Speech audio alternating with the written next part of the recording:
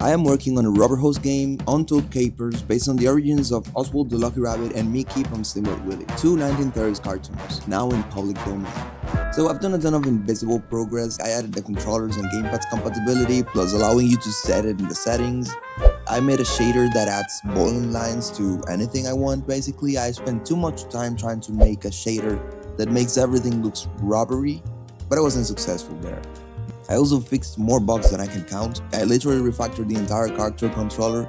Well, I was having a very hard time working on two different character controllers, one for Mickey and another one for Oswald, because I copied Oswald's controller onto Mickey's, but since there are things that Mickey can't do and vice versa, it was pretty much a mess. So I decided to make a modular character controller. It has the very basic things like movement and jump, and has other abilities like throwing ears or double jumping or sliding as booleans. So if the character can't do those things, then those things are false.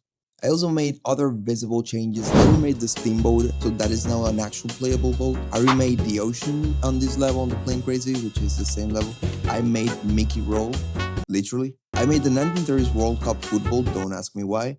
I changed the tutorial wall on the construction level, boundary wall. I made a script that connects the backgrounds with one another so that I don't have to manually do it. And yes, let me show you everything else I have done. Consider subscribing to help me finally reach 1K subs. We're so close. So one change that I'm not sure if I'm way too excited about is the plane crazy level. So I have the plane, which I made in a video. This entire level I made it on a video, but it was bothering me how stiff it felt. Like, at first it was cool, but quickly felt not right. Like the plane wasn't rubbing or rubbering. So this took me a shameful amount of time to get right. I really wanted that plane to bend.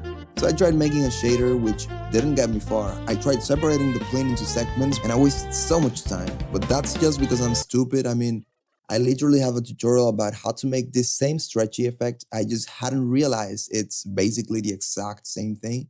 And that's adding bones. So I added bones to the plane and was able to get this effect, which also wasn't as easy as it looks to make, because even though the bones makes the sprite bend like a rubber hose thing, I needed a way to make it bend correctly, which gave me too many headaches. But yeah, I am really happy with the result. It was 100% worth it for me at least. Let me know what you think in the comment section. And after this realization, I figured I could also add bones to everything. So I added bones to this chicken, the mushroom. I also added to the world level flying platforms, and I plan on keep on adding to a lot more things because I think this can really sell the effect of rubber hose that I was really looking for. I also added to Oswald, but just the idle animation for now because I need to basically animate the bones for all the others, which I'm still not sure if I want to embark in that adventure, at least not for now, because it will take an awful amount of time. Because it is not just about adding bones, but actually the bones itself won't give the effect. It's the way it uses them. For example, in the plane, it has a script with all bones which makes that damping effect going back and forth, rubber I mean. And it's also controlling the rotation of the bones since they need to rotate correctly to actually sell the effect.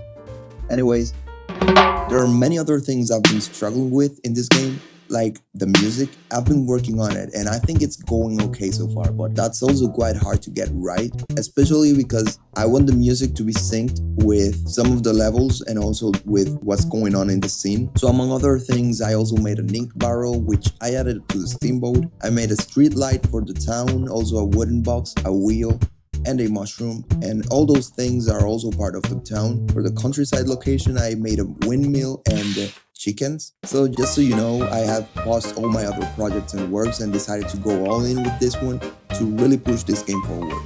You can support me and this project by subscribing or buying me a coffee in the description or even joining the Discord community. So as I said in the beginning, this will probably be the last devlog before the first announcement trailer, so stay tuned for that. But in the meantime, thank you so much for watching and I see you guys in my next video.